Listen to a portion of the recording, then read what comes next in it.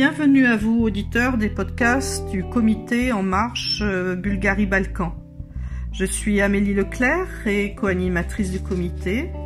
Je remercie chaleureusement Frédéric Petit, député de la 7e circonscription des Français de l'étranger, d'avoir participé à notre conférence débat du 5 janvier. Nous l'avions invité pour discuter des dynamiques entre France et Balkans pour la jeunesse et l'éducation. Et il nous avait confié être particulièrement intéressé par la situation et l'avenir des Balkans, mais dans un contexte élargi à l'ensemble de l'Europe. Pour moi, les Balkans sont l'avenir de l'Europe. Alors on me dit souvent, bah oui, tu veux dire le contraire, tu veux dire que l'Europe c'est l'avenir des Balkans parce qu'on est en phase d'intégration, etc. Et je dis oui, évidemment, oui, l'Europe est aussi l'avenir des Balkans, mais les Balkans sont l'avenir de l'Europe et pourquoi ?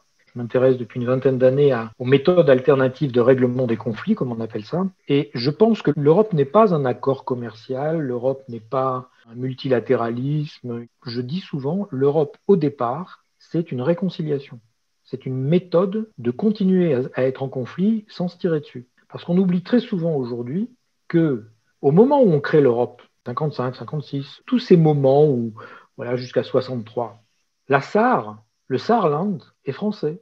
Dans le Saarland, il y a des gens qui s'engueulent dans la rue parce que toi, tu es un Speck Französen, hein, tu es un traître, tu voudrais qu'on reste français, mais non, et toi, tu voudrais qu'on redevienne allemand. Hein. On a des disputes comme ça dans la rue. La guerre n'est pas finie. Il y a des Français qui viennent s'installer dans le Bade-Württemberg parce que De Gaulle a dit que ça serait aussi bien si ça devenait une région française. Puisque à cette époque-là, ce n'est pas encore la République fédérale allemande, hein, c'est une zone d'occupation. Donc, vous imaginez toutes ces tensions qu'il peut y avoir dans la rue, et c'est à ce moment-là qu'on crée l'Europe. Rien n'est joué, on n'est pas encore en paix.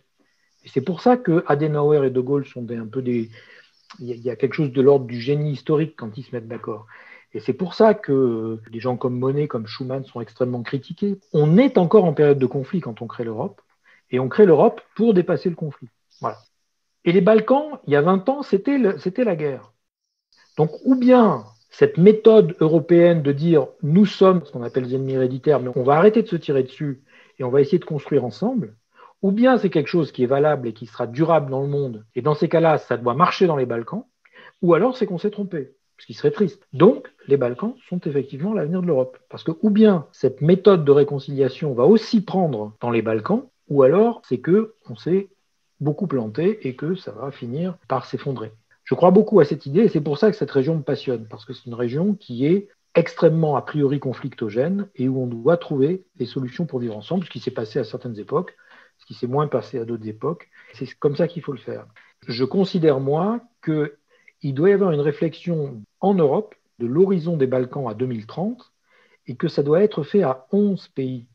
J'invite à la faire non pas, quand on parle des Balkans 6, hein, vous savez, les Balkans 6, c'est ce qu'on appelle les Balkans de l'Ouest ou les Balkans 6, c'est les 6 pays qui n'y sont pas encore. Et que ça doit être fait à 11 pays. Je ne suis pas contre les phénomènes d'intégration, mais que ça doit être quelque chose de parallèle.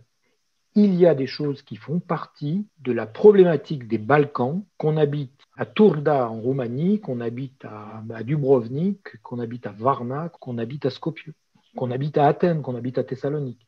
Parce qu'il y a des questions qui sont posées par cette région qui sont des questions communes. La question, par exemple, de la jeunesse et de l'éducation.